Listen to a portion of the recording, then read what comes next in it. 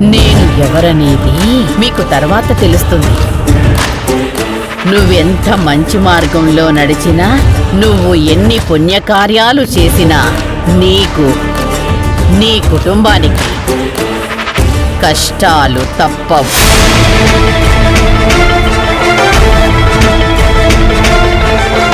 ఇది నీకు నువ్వు పరీక్ష అనుకోవద్దు. ఇది నువ్వు చేసిన పాపం. అంటే నువ్వే స్వయంగా చేసిన పాపం కాదమ్మా, నీ పూర్వీకులు చేసిన పాపం.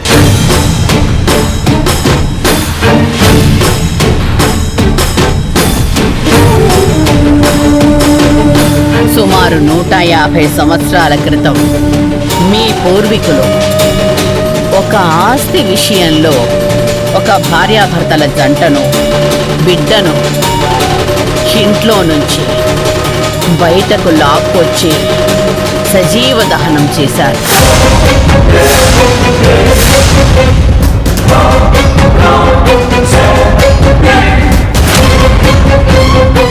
అందులో తల్లి బిడ్డ ఇద్దరూ కాలి బూడిద అయిపోయారమ్మా. సగం కాలిన ఆ తండ్రి ఇప్పటికీ బ్రతికే ఉన్నాడు.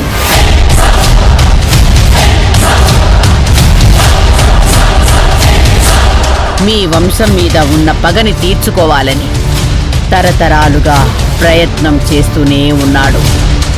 కానీ అతనికి ఆటంకాలు వస్తూనే ఉన్నాయి. మీ మీద పగే అతన్ని ఇంకా బ్రతికించి ఉంచింది.